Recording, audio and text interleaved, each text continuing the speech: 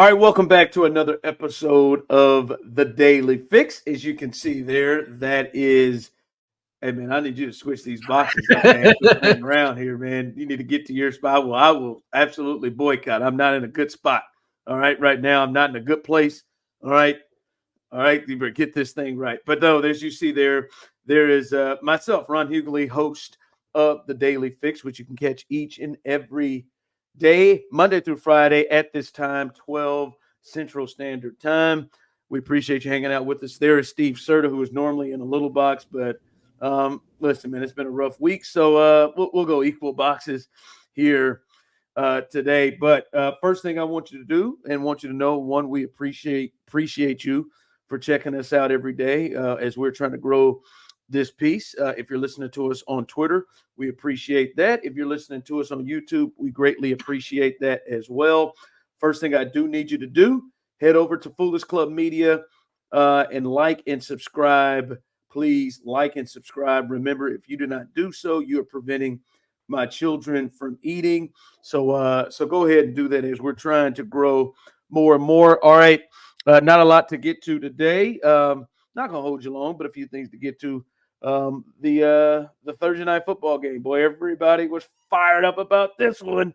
This right here, this AFC Battle of Power Super Bowl preview or AFC Championship preview Super Bowl. Oh, we know how this game is going to go because we've watched football all season. We'll get to that. And Serda likes old guys. I don't know what that's about, but Serda likes old guys. Yeah, I know it, boy. It's interesting. All right, but throw up my 2 minutes here. Let's start here. The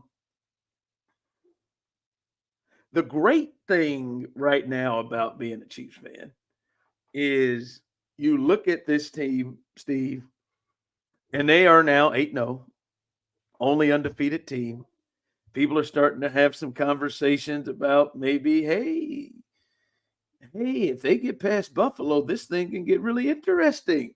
And they're 8-0. They are running away with the AFC as they have a 2-game lead. And then they can really run away with it because they play the two teams that are behind them in Buffalo and Pittsburgh. They are on the road, but they play those two teams. But they got a 2-game lead in the AFC for the number 1 seed. They're running away with the division with a three-game lead in the division. But Serda, it is clear. There is clear that there is another level with this team.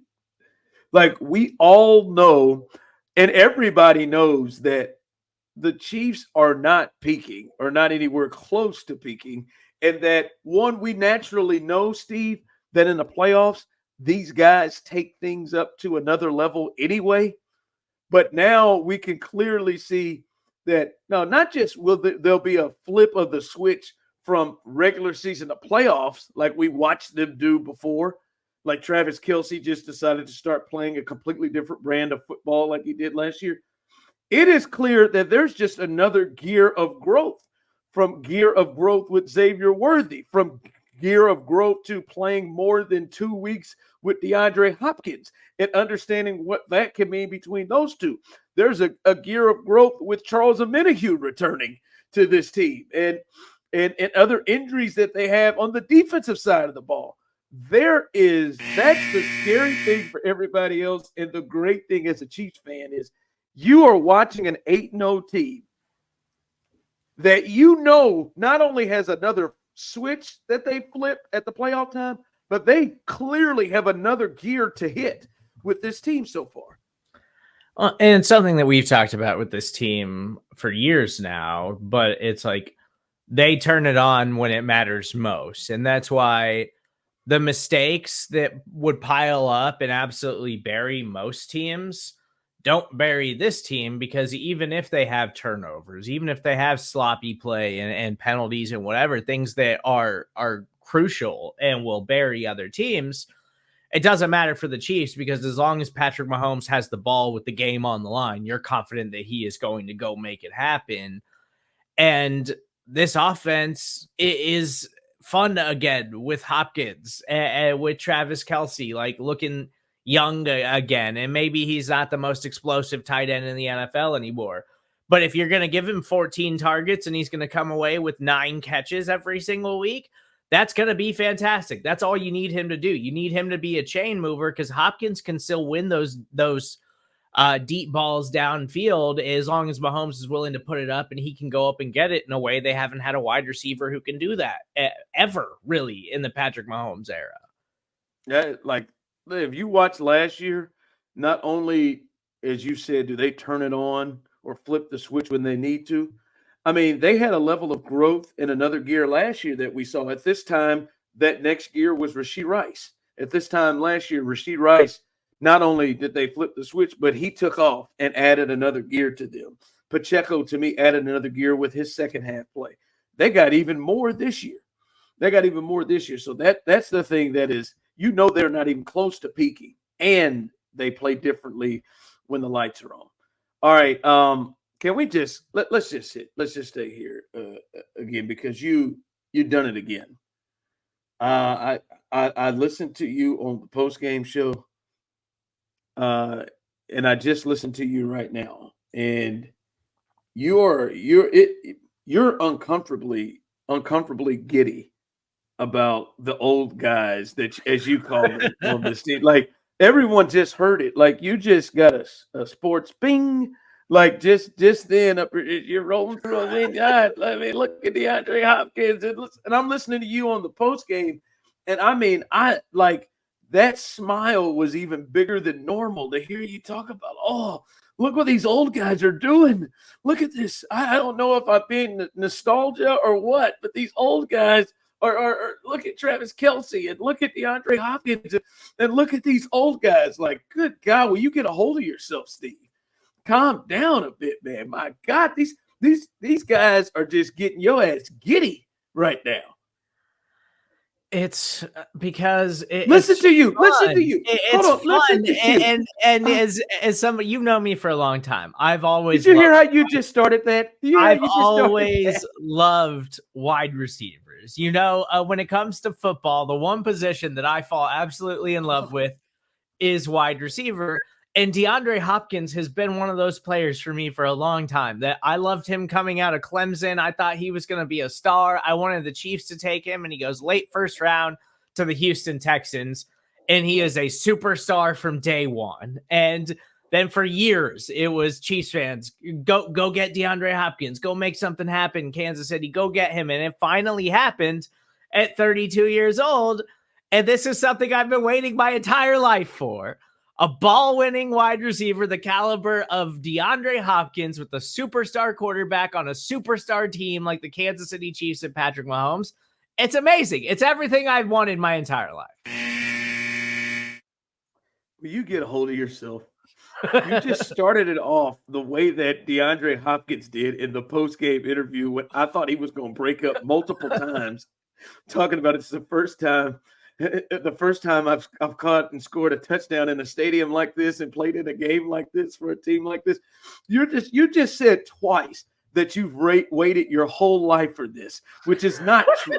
Like you're just over the top. No, you haven't. You've not waited your whole life for it. You had him. You had Tyreek Hill. That was just, and that was fun. That was fun while it lasted. Not the same thing. Not the same thing.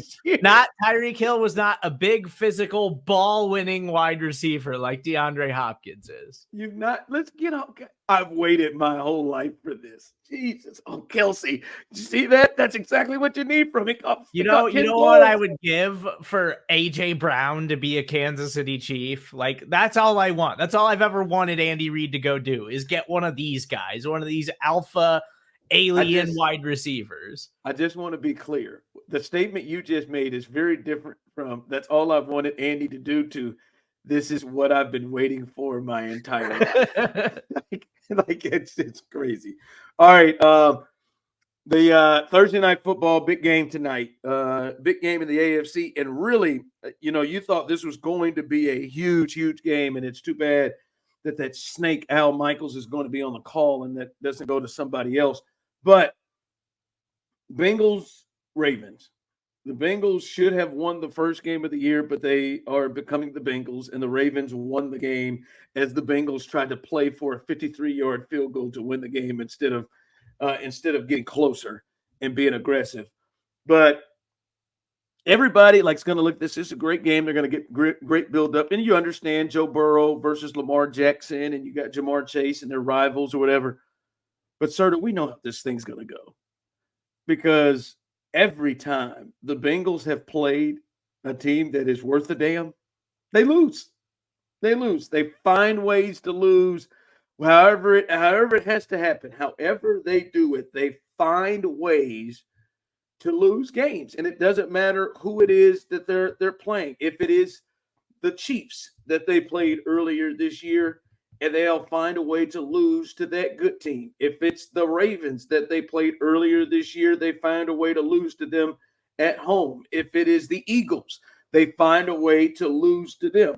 If it is, it doesn't matter. Now, the Commanders, who they lost to at home, they find a way. They lose to good teams. Now, they can wipe the floor with the Panthers. They can give everything they got to the Giants. They can do the Browns in. But when it comes to playing good football teams, this year, which is surprising because that hasn't been the Bengals under Joe, they just don't beat good teams. And I don't expect for them to beat the Ravens when they play another good team.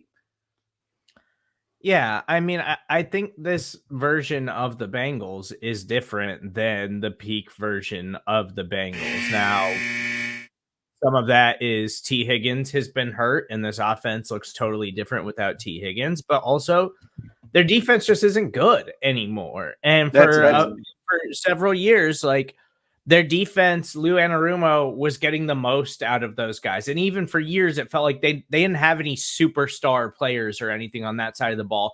But collectively, all the pieces fit together well. They had a good defensive play caller, and they just got the most out of the guys they had.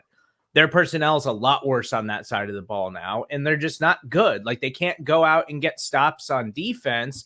And so if the offense isn't just creating explosive plays one after another, which they really struggle to do when T. Higgins is in the game and defenses can float all of their attention to Jamar Chase, then they're not as good of a football team. Like that's something they just have to come to terms with. I don't think the Bengals are as good as everybody wants them to be this season because they simply don't have the guys that they need to be a truly elite team in the AFC. Yeah, that defense, the Ravens are going to do whatever they want to do. They're going to do whatever it is that they want to do.